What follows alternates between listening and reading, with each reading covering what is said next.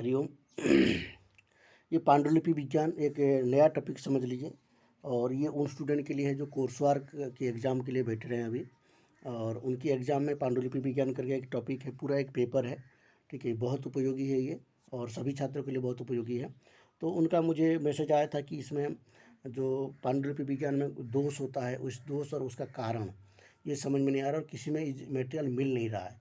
वास्तविक बात यही है कि ये सारे मटेरियल कम ही मिलता है, और बहुत सारे पुस्तक ढूंढने पर जा कर के मिलता है। कोई संस्कृत में तो इसकी पुस्तक है भी नहीं। ठीक है, कोई होगा तो पता नहीं, अभी मुझे भी नहीं मिला है। तो इसमें मैंने कि पहले तो कुछ दोस्त जो है इसको नोट किया था और मैंने शेयर कर दिया था, परंतु मुझे लगा कि केवल इसका जो नाम पढ़ करके इसमें समझ में नहीं आएगा कि ये दोष क्यों है। ठीक है, इसलिए मैंने सोचा इसका एक वीडियो आकृति बना दें, ताकि आपको एक एक पॉइंट समझ में आ जाए, और एक एक बार आप समझ गए तो आराम से लिख सकते हैं कि इसका दोष और उसका कारण समझ में आ जाता है, तो उसको संस्कृत में लैंग्वेज में लिखने के लिए कोई असुविधा नहीं होती है। ठीक है, थोड़ा आप हिंदी में लिख करके उसको फिर दोबारा संस्कृत में लिखेंगे तो आपका आराम से हो जाएगा। और ये केवल आपका परीक्षा के लिए नहीं, बाकी समय जो रिसर्च करते हैं उनके लिए भी बहुत उपयोगी है। और ये केवल मॉडर्न यूनिवर्सिटी के लिए, केवल ये संस्कृत यूनिवर्सिटी के लिए ही नहीं है, ये पूरे के पूरे मॉडर्न यूनिवर्सिटी पूरे स्टूडेंट के लिए है, सभी स्टूडेंट के लिए, चाहे वो टेक्नोलॉजी का स्टूडेंट हो या फिर वो संस्कृत का स्टूडेंट हो, सभी के लिए बहुत ही उपयोगी है। और इतिहासकार वालों के इतिहास के लिए भी इसका बहुत उपयोगी है, क्योंकि जो इतिहास के लिए रिसर्च करते हैं उनको पांडुलिपि या शिलालेख है, इनके ऊपर रिसर्च करना ही पड़ता है। ठीक है। तो ये बहुत बड़ा विभाग भी है भारत में इसका, और भारत में नहीं पूरे वर्ल्ड में जो है पांडुलिपि के ऊपर बहुत रिसर्च हो रहा है, और इसलिए ये बहुत इम्पोर्टेंट है। और इसका कोई भी जो है आपको नॉलेज यूट्यूब पर है और इंटरनेट पर है, नहीं मिलेगा आपको। पांडुलिपि सर्च करिए, आपको गूगल में कुछ कोई इन्फॉर्मेशन नहीं मिलेगा। तो देखते हैं, अगर आप लोगों की इसमें अगर रुचि होती है तो इसका एक सीरीज़ हम लोग शुरू कर सकते हैं। ठीक है, थोड़ा थोड़ा करके हम लोग पढ़ सकते हैं, जिस समय हम लोग को फ्री टाइम मिलता है। जैसे नेट के एग्ज़ाम हो जाते हैं, उसके बाद सब लोग फ्री रहते हैं, तो उस समय अगर आप चाहो तो इसको हम पढ़ सकते हैं, जो स्टूडेंट कहेंगे। ठीक है, और बेसिक करके ये रिसर्च स्टूडेंट को ही पढ़ाया जाता है, तो वहाँ भी कुछ 8-10 क्लासेस होते हैं इसके। तो उसमें जितना समझ में आ गया, उसके बाद आप उसको सुन भी नहीं पाते हैं, पढ़ नहीं पाते हैं। तो अगर ये सीरीज़ शुरू होती है तो ये सभी के लिए बहुत ही उपयोगी होगा, और देखेंगे तो आपको काफ़ी चीज़ें समझ में आ जाएगी। देखते हैं कि इसका जो ये जो दोष है, ये दोष कैसे आता है। ठीक है, इसमें ये मैंने 6 दोष इसमें लिखवाया है। चाक्षुष दोष, अक्षर लोप दोष, अक्षर भ्रांति दोष, स्वर चिन्हानाम लोप दोष, वर्ण स्थान व्यत्यय दोष और पुनरावृत्ति दोष। ये 6 दोष है। 6 दोषों को हम लोग थोड़ा डायग्राम के हिसाब से समझेंगे कि कैसे होता है उसमें। देखिए, ये है आपका पांडुलिपि है, जो अलग अलग वस्तुओं में होता है। पांडुलिपि उसको कहते हैं जो हाथ से लिखी गई मूल प्रति होता है। ठीक है, मूल प्रति या फिर उससे कॉपी की गई प्रतियों को पांडुलिपि कहा जाता है। आजकल जो टेक्नोलॉजी की समय है, तो इसमें जो पहला कॉपी होता है, जो आप टाइप करते हैं या फिर कुछ करके पुस्तक पब्लिश करते हैं, जो आपका पहला कॉपी होता है वो आपका पांडुलिपि है। ठीक है, संशोधित करके जो बनाया जाता है। और इससे पुराने काल में जो होता था, हाथ में कागज़ के ऊपर लिखते थे और उसको डायरी के माध्यम से, और उसको फिर जो है उसका टाइपिंग करने के लिए देते थे, फिर टाइप होता था, फिर पुस्तक बनता था। तो वो हाथ से लिखी हुई जो कागज़ प्रति होता था, वो होता था पांडुलिपि।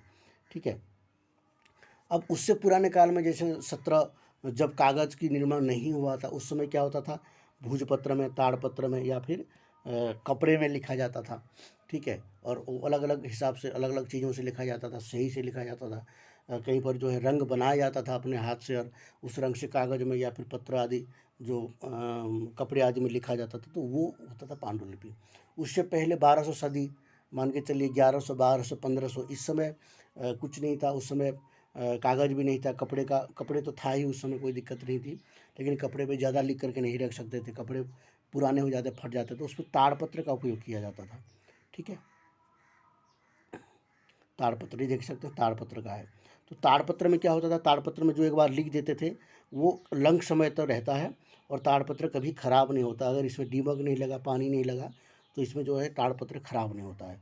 और इसमें जो अक्षर लिखी जाती थी, ये लेखनी के माध्यम से, यानी कि कांटे के माध्यम से लिखी जाती थी। लोहे की कांटा बनाया जाता था, उसमें लिखी जाती थी। ठीक है, इसका बनाने की प्रक्रिया भी बहुत अच्छी है, और इसका डिस्कशन हम लोग आप करेंगे, कभी आप लोग बताएंगे तो कमेंट्स करके ज़रूर बताइए, अगर इसमें आपको रुचि है तो।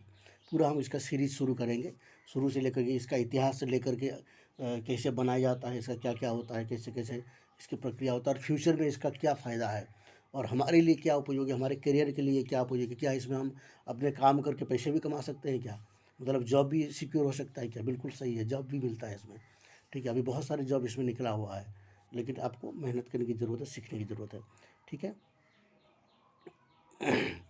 देखिए ये हो गया आपका भोजपत्र, जिसमें कि ये लिखा गया है, ये बिल्कुल आपका हिंदी लैंग्वेज, हिंदी यानी कि देवनागरी लिपि में। तो ये मुझे लगता है ये आसपास की होगी, जैसे 1700-1800 के बीच का होगा। ये जो भोजपत्र से लिखा गया, भोजपत्र इधर उत्तराखंड के जंगलों में पाया जाता है, इसका एक पेड़ होता है, उससे निकाला जाता है। और जो ताड़पत्र है, ताड़पत्र केरल आदि, उड़ीसा, केरल, उस साइड में इसी का उपयोग ज़्यादा किया जाता है, क्योंकि वहाँ पर भोजपत्र नहीं मिलता है, वहाँ पर ताड़पत्र मिलता है। और ताड़पत्र बहुत ही ज़्यादा लंग उपयोगी है। जैसे भोजपत्र होता है तो भोजपत्र थोड़ा पतला होता है, तो फटने की संभावना रहती है। ताड़पत्र एक बार लिख दिए तो ये फटेगा नहीं, और लंग समय तो ये रह सकता है। अभी बहुत सारे ऐसे ताड़पत्र संग्रहित है। अब इसमें दोष कैसे आता है, देखिए जैसे मान लीजिए पहला प्रति जिसने लिखा, मान लीजिए कि शंकराचार्य ने अपने जो भाष्य है, शंकर भाष्य, उन्होंने पहले अपने स्वयं लिखे, ठीक है। स्वयं लिखने के बाद उन्होंने क्या किया, एक प्रति उन्होंने लिखे, अब पूरे प्रति तो लिख नहीं सकते हैं, ठीक है। उन्होंने स्वयं लिखे या फिर किसी को लिखवाए, ऐसे ज़्यादातर विद्वान स्वयं लिखते थे। अब वो प्रति जो है किसी विद्वान के पास है या फिर किसी राजा के पास है, या फिर उस प्रति को अलग अलग जगह में भेजने के लिए, अलग अलग लोगों को इसकी व्यवस्था देने के लिए क्या करते थे, प्राचीन काल में राजा लोग इनका प्रति बनवाते थे। जैसे ये पहला प्रति है, और पहला प्रति से आपका क्या है, वो अलग अलग प्रति बनने वाला है, 3, 4, 5 प्रति बन जाएगा, ठीक है।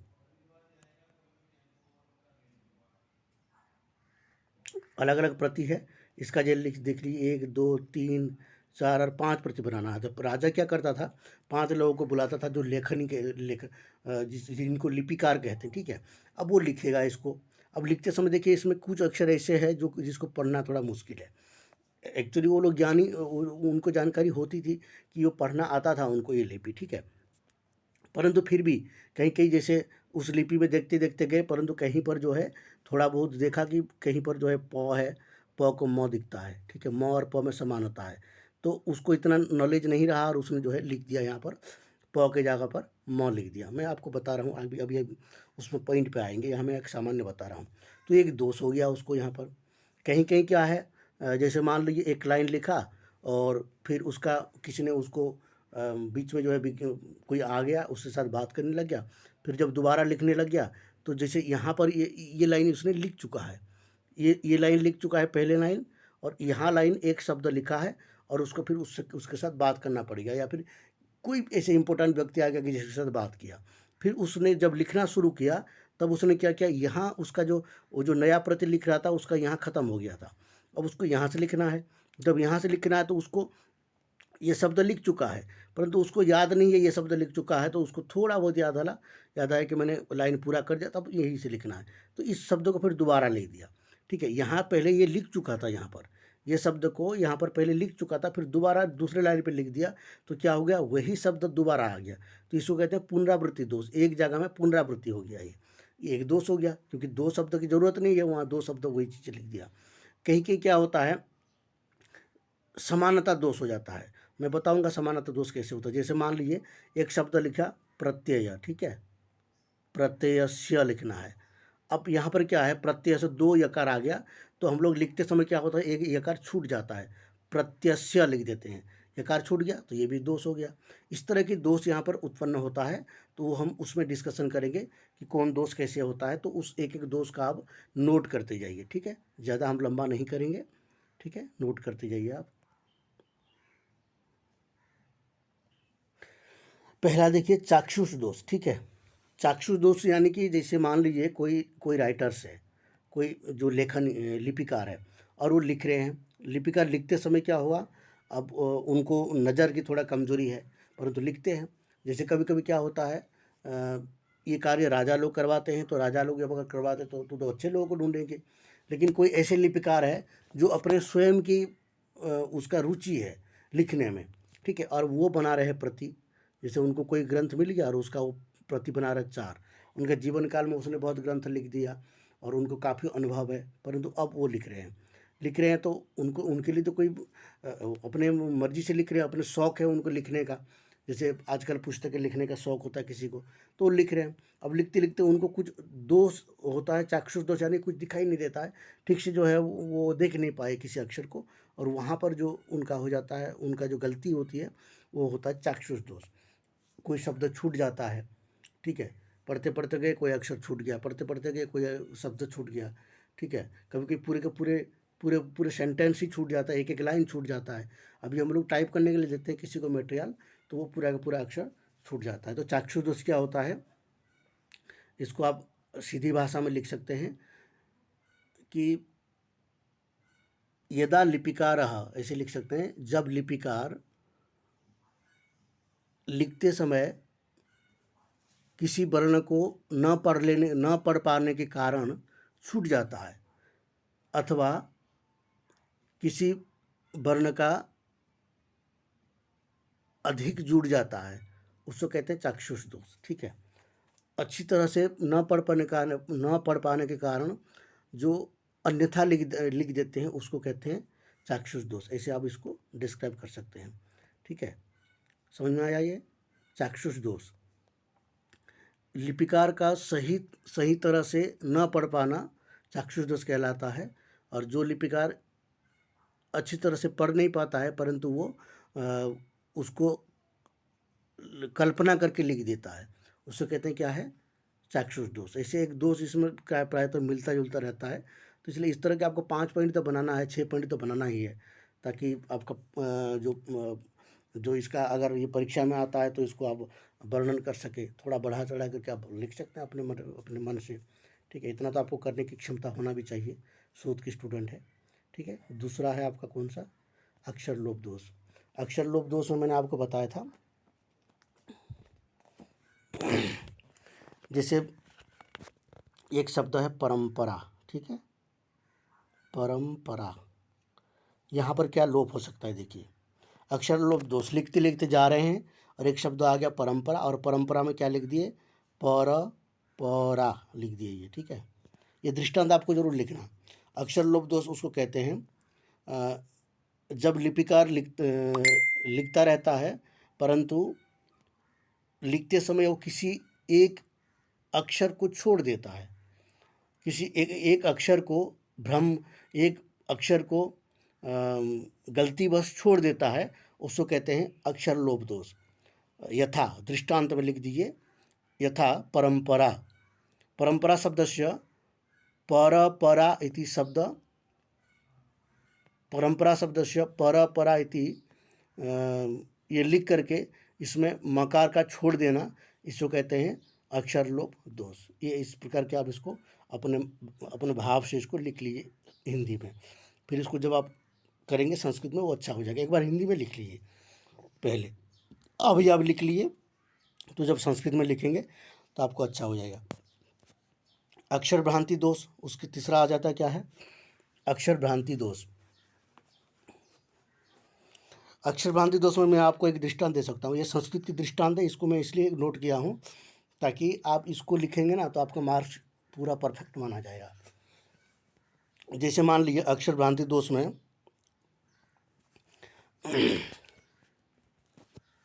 एक सूत्र है व्याकरण में, मपरे हकारे हुआ, ठीक है। अक्षर भ्रांति दोष किसको कहते हैं, अक्षर भ्रांति दोष उसको कहते हैं कि किसी वर्ण को कुछ और वर्ण समझ लेना, किसी वर्ण को कुछ और वर्ण समझ लेना, इसको कहते हैं अक्षर भ्रांति दोष, ठीक है। ये नोट कर लीजिए, किसी वर्ण को कोई और वर्ण समझ लेना, इसको कहते हैं अक्षर भ्रांति दोष। आप इसका दृष्टांत खुद भी निर्माण कर सकते हैं। जैसे मकार को पकार समझना, ठीक है, मकार को पकार समझना अक्षर भ्रांति दोष होता है। अब इसके लिए दृष्टांत क्या है, जैसे हेम परेवा, ठीक है,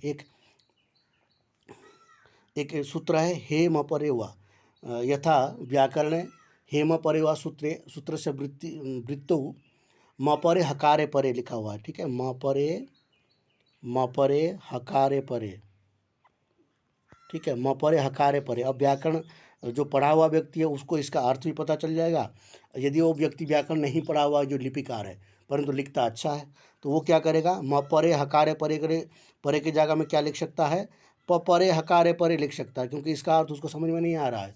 परंतु वो क्या करेगा, मकार को वो पकार समझ करके प परे हकारे परे लिख देगा तो भी कोई आपत्ति नहीं है, क्योंकि उसको इसमें भ्रांति हो गया, मकार की जगह पे उसको पकार की भ्रांति हो गया। म परे हकारे परे इति स्थाने पपरे हकारे परे इति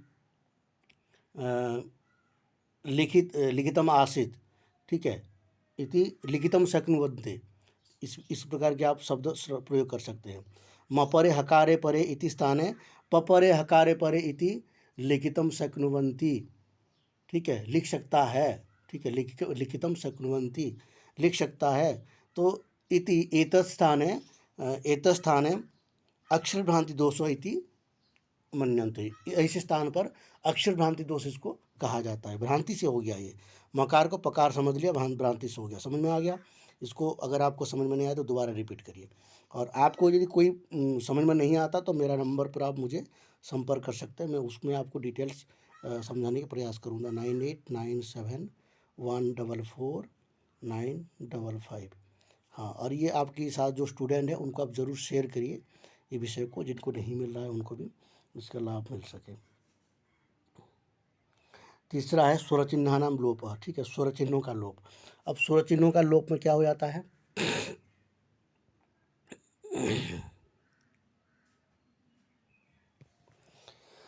स्वर चिन्हों का लोप वो कहते हैं, जैसे स्वर चिन्ह होता है, जैसे आ दीर्घ मात्रा है, ह्रस्व मात्रा है, दीर्घ मात्रा ह्रस्व इकार है, ह्रस्व उकार है, दीर्घ उकार है, एकार है, ओकार है, औकार है, ठीक है, ये एकार ओकार आकार, ठीक है, ये जो मात्रा ह्रस्व, ये चिन्ह दीर्घ, ये ऐसे लिखिए। इसको कैसे लिखना है,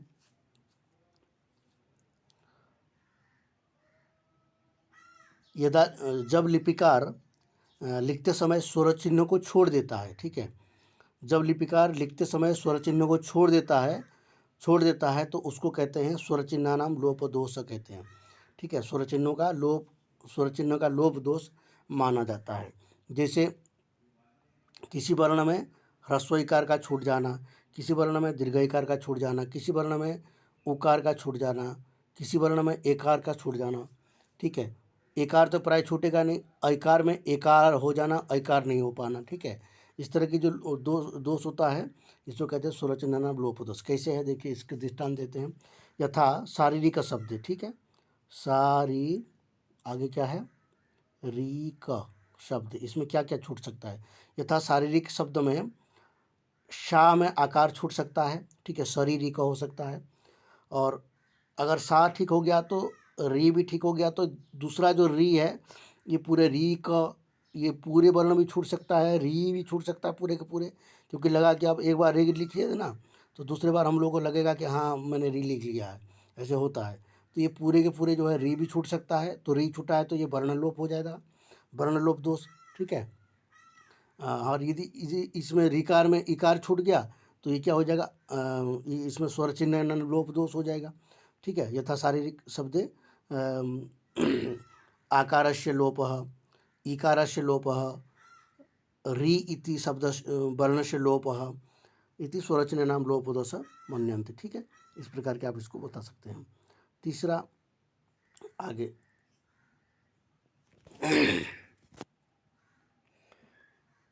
ठीक है, आगे क्या है, वर्णस्थान व्यत्यय दोष। अब वर्णस्थान व्यत्यय दोष क्या है, देखो वर्ण व्यत्यय उसको कहते हैं जैसे कोई वर्ण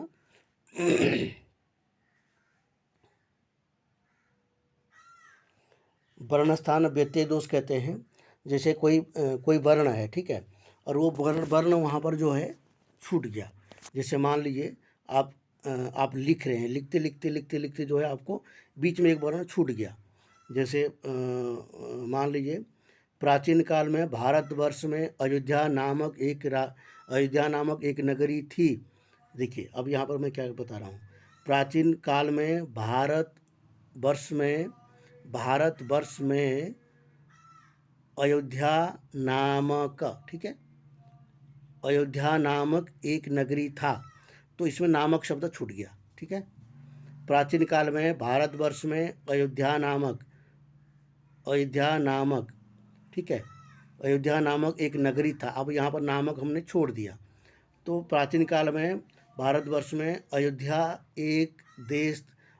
एक नगरी था, नामक हमने छोड़ दिया। अब नामक छोड़ दिया तो वाक्य थोड़ा अच्छा नहीं लग रहा है, तो हम यहाँ क्या करेंगे, ऐसी स्थिति में हम क्या करेंगे, यहाँ पर एक ऐसे चिन्ह लगा देंगे।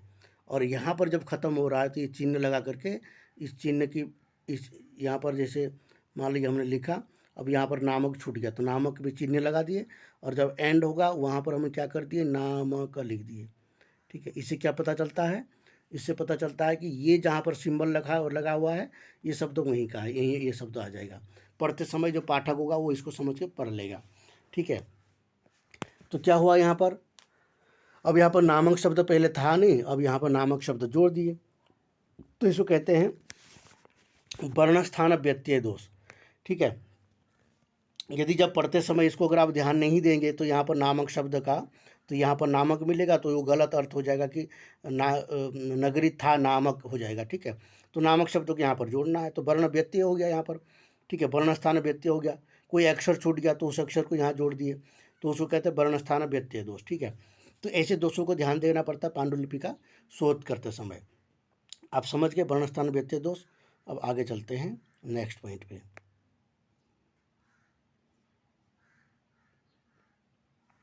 उसके बाद जो है क्या है, पुनरावृत्ति दोष। ठीक है, पुनरावृत्ति दोष है। अब पुनरावृत्ति दोष क्या है, पुनरावृत्ति दोष मैंने आपको बताया था। पुनरावृत्ति दोष वो होता है कि एक शब्द को दोबारा लिख देना, जैसे मैंने आपको बताया था वहाँ पर पांडुलिपि में, यहाँ पर हम लोग पांडुलिपि को देख करके लिख रहे हैं। ये पांडुलिपि मान लीजिए ये 4 लाइन का।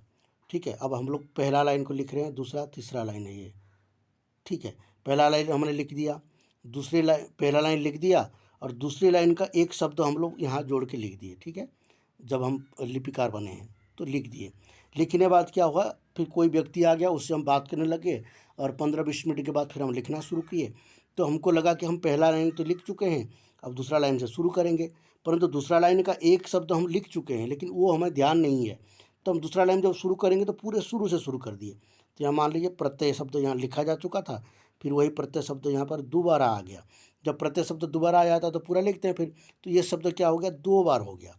क्यों, क्योंकि जो है उसमें कारण क्या था, क्योंकि हमारे ध्यान जो है किसी की बात करने में चला गया, और जब हम दोबारा इसमें लिखने के लिए आए तो एक शब्द पहले लिख चुका था, उसी शब्द को हम दोबारा लिख दिए, उसे कहते हैं पुनरावृत्ति दोष। ठीक है, अब इसको अपने लैंग्वेज में पहले आप उसको वाक्य में लिख लीजिए, उसके बाद इसका आप इसको संस्कृत में तब लिख सकते हैं परीक्षा में। पहले आप हिंदी में लिखेंगे तभी आपको समझ में आएगा। ठीक है, हाँ, इसके बाद कुछ और जो है पॉइंट यहाँ पर है जो मैंने बाद में नोट किया। ठीक है, हाँ, 6वां पॉइंट लिख लीजिए, इसमें जो ये 6 हो गया, 7वां पॉइंट लिख लीजिए।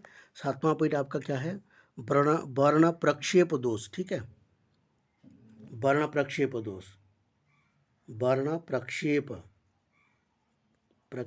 दोष। ठीक है, वर्ण प्रक्षेप दोष। अब ये वर्ण प्रक्षेप दोष क्या होता है, जैसे मान लीजिए वर्ण प्रक्षेप दोष, जैसे मान लीजिए एक शब्द आप जानते हैं संयत शंभु है, स य च छ आगे मभम्भ है। ठीक है, ये शब्द इतना थोड़ा घुमा फिरा है कि इसमें कोई वर्ण एक जुड़ जाएगा तो पता ही नहीं चलेगा। ठीक है, संयत शंभु या व्याकरण में पढ़ते होंगे, मान लीजिए कोई व्याकरण का प्रति बना रहा है, क्योंकि सभी ग्रंथों के लिए एक ही यहाँ दोष माना जाता है, अलग अलग ग्रंथों के अलग अलग दोष होता है। तो यहाँ मान लीजिए संयत शंभु है। ठीक है, यहाँ पर मान लीजिए एक यहाँ और जुड़ जाए तो कोई आपत्ति होगा, आपको नहीं होगा, क्योंकि पता ही नहीं चलेगा आपको। तो यहाँ शंभु बन जाएगा। तो इसको कहते हैं वर्ण प्रक्षेप, यानी कि एक वर्ण और उसके अंदर जोड़ देना। ठीक है, एक वर्ण चाहिए था, यकार एक चाहिए था, 2 यकार हो गया, तो इसको कहते हैं वर्ण प्रक्षेप। ठीक है, तो जब लिपिकार किसी एक वर्ण के स्थान पर दूसरा और एक शब्द में अतिरिक्त वर्ण को जोड़ देता हो, जब लिपिकार किसी शब्द में अतिरिक्त वर्ण का जोड़ देता हो तो उसको कहते हैं वर्ण प्रक्षेप दोष, और उसका अर्थ गलत हो जाएगा। ठीक है, और उसका अर्थ क्या हो जाएगा, गलत हो जाएगा, तो उसको कहते हैं वर्ण प्रक्षेप दोष। यथा सा या छम्भु इति शब्दांतर्गते अतिरिक्त शब्द यकारः संयोज्य, ठीक है, अतिरिक्त शब्द यकार का संयोग करके वर्ण का निर्माण करता है। अतिरिक्त शब्द अतिरिक्त यकार से संयोज्य वर्ण निर्माणः करोति तत्र तत्र वर्ण प्रक्षेप दोषः भवति। ऐसे आप वाक्य बना सकते हैं, ठीक है। ये हो गया आपका कौन सा, 7वां। अब 8वां दोष लिख लीजिए। 8वां दोष पुनरावृत्ति दोष। 8वां दोष में क्या है, नहीं, सादृश्याक्षर दोष।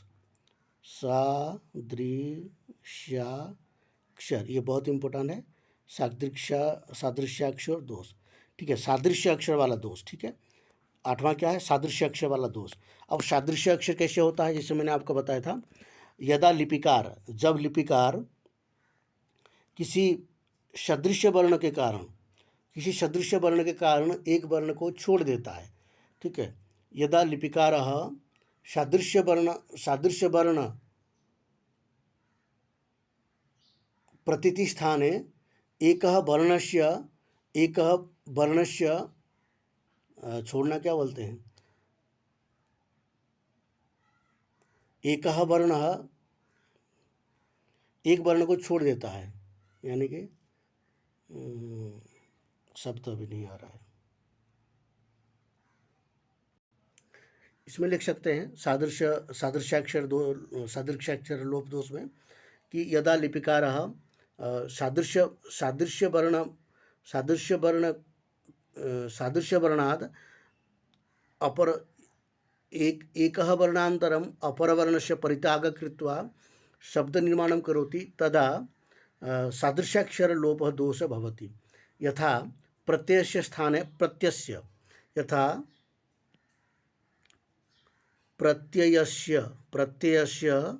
स्थाने प्रत्ययस्य इति शब्दनिर्माणं करोति। यथा प्रत्ययस्य स्थाने प्रत्ययस्य इति शब्दनिर्माणं करोति। अत्र द्वितीय यकारस्य लोपः प्राप्यते, अतः अत्र सादृश्य लोपः दोषः भवति, ठीक है, ऐसे लिख सकते हैं। तो जैसे मान समझ लीजिए आपने प्रत्ययस्य स्थान में प्रत्ययस्य लिख दिया, ठीक है, प्रत्ययस्य स्थान में प्रत्ययस्य लिख दिया, यहाँ एक यकार छूट गया, प्रत्ययस्य स्थान है प्रत्ययस्य ये लिख दिया तो एक यकार छूट गया। जब एक यकार छूट जाता है तो इसको क्या कहेंगे, सादृश्य वर्ण का लोप हो गया। तो इस तरह की जो है आपका इसमें 8 दोष मैंने आपको गिना दिया। देखिए अभी मैं इसको ढंग से लिख सकता हूँ संस्कृत में, परंतु क्या है अभी मेरा जो कार्य चल रहा है वो अन्य विषय पर चल रहा है, तो इसके लिए जब संस्कृत लिखना होता है या बोलना होता है उसके लिए थोड़ा माइंड सेटअप करना पड़ता है और उसके लिए पूरा टाइम देना पड़ता है, उसको सोचना पड़ता है, तब वो अच्छे वाक्य बनते हैं, ठीक है। तो अभी कम समय में अब इसको बनाना था, आप लोग एग्ज़ाम भी नज़दीक है, तो मैंने इसलिए सोचा कि चलो कम से कम आपको समझ में आ जाए विषय, तो आप इसको संस्कृत बना सकते हैं। हमारे परीक्षा में ये आया नहीं था और मैंने एक कॉपी में इसका नोट पूरा किया था मैंने, कि इसके पूरे संस्कृत लाइन मैंने लिख करके रखा था नोट के रूप में, परंतु वो मुझे जो है वो मेरा कॉपी जो है वो दिल्ली में छूट गया, जिसके कारण नहीं तो मैं आप तो इसका फ़ोटो खींच कर भेज देता और आप आराम से समझ भी सकते थे और आसानी से कर भी सकते थे। कोई बात नहीं, आप इन पॉइंट को आपने नोट कर लिया, मैंने काफ़ी इसको थोड़ा सोचा, फिर काफ़ी चीज़ों से कलेक्ट किया कई जगह से, तो मुझे ये सारे 8 पॉइंट मिले। और भी इसमें पॉइंट बना सकते हैं आप, अपने थोड़ा सोचेंगे तो आपको और पॉइंट भी मिल सकता है। आपके पास नोट भी होगा जो पढ़े होंगे अभी, तो उसको भी आप देख करके यहाँ पर कर सकते हैं, तो कोई समस्या नहीं है। अगर कोई समस्या होता है तो आप मेरा व्हाट्सएप नंबर पर आप मुझे पूछ सकते हैं, ठीक है। मैं जितना हो सकता है मैं आपकी मदद करूँगा, ठीक है। तो ये वीडियो को यहीं एंड करते हैं और आप इसका पूरा जो है लाभ उठाइए और साथ में पढ़िए और इसको समझिए। आगे भी ये विषय बहुत ही उपयोगी है आपका रिसर्च में, और जो स्टूडेंट इसको देख रहे हैं अगर वो पूरा देख रहे हैं तो ज़रूर इसमें कमेंट ज़रूर लिखें कि इसका आगे आपको पढ़ना हो, तो पूरा मैं इसका सीरीज शुरू करेंगे कभी, ठीक है, जब हम लोग थोड़ा टाइम मिलेगा। बहुत अच्छा प्रक्रिया है। देखिए मुझे रिक्वायरमेंट चाहिए, अगर आप लोग की इच्छा हो, 1 स्टूडेंट 2 स्टूडेंट की भी अगर इसमें इच्छा हो तो मैं उसके ऊपर वीडियो बना देता हूँ। क्यों? क्योंकि कोई पढ़ना चाहता है इस विषय को और उसको मिल नहीं रहा है, तो हमारे लिए ये बहुत उपयोगी होता है। मैं ये नहीं देखता हूँ कि इसमें 1000 लोग पढ़ने वाला हो, 1000 देखें इस वीडियो को, उससे मुझे कोई ज़्यादा रुचि नहीं रहती है। मुझे एक भी स्टूडेंट कहे कि हाँ मुझे इस विषय को समझना है, तो मैं कोशिश करता हूँ कि उसको समझा दें। देखिए, एक को समझाएंगे तो वो 5 को कल समझाएगा, ठीक है, वो समझ में आ गया उसको तो 5 लोगों को कल समझा देगा। परंतु किसी को ही नहीं समझाएंगे तो ये सोचते रहेंगे कि हमारे व्यूअर्स ज़्यादा होना चाहिए, तब हम करेंगे, तब तो व्यूअर्स भी नहीं मिलेंगे और संस्कृत का विलुप्त भी हो जाएगा। इसलिए कोई पढ़ना चाहता तो उसको पढ़ा देना चाहिए, कोई सीखना चाहता तो उसको सिखा देना चाहिए। यही हमारे गुरुजी कहते रहते हैं। तो इसलिए हमारे गुरुजी भी 2-2 3-3 स्टूडेंट को पढ़ाते हैं, इतने बड़े विद्वान हैं। वो जब 4 विद्यार्थी आते हैं तो उनको पढ़ाते हैं, 2 विद्यार्थी आते हैं उनको पढ़ाते हैं। यहाँ हमारे यहाँ ऐसे ही होता है, बड़े बड़े जो विद्वान हैं उनके पास भी कभी 2-3-4 विद्यार्थी आते हैं, वो पढ़ा देते हैं सबको, ठीक है। वो ये नहीं देखते हैं कि हमारी ज़्यादा भीड़ होगा तब पढ़ाएंगे, ठीक है। तो इसलिए हमारा भी यही उद्देश्य रहता है कि जो परंपरा है इसमें बनी रहे और इससे सभी को लाभ हो। और ये बहुत अच्छा विषय है पांडुलिपि विज्ञान, ये आपको कहीं नहीं मिलेगा पढ़ने के लिए। अगर आप लोगों की रुचि हो तो आप कमेंट ज़रूर करिए, इसके ऊपर पूरा सीरीज हम लोग बना सकते हैं, बनाएंगे, चाहे आपका रुचि हो ना हो, मैं तो बनाऊंगा इसको। हाँ, थोड़ा आपका रुचि होगा तो जल्दी बनेगा, यही है, ठीक है। यहीं पर एंड करते हैं और आप इसको लाइक शेयर ज़रूर करिए अपने मित्रों को।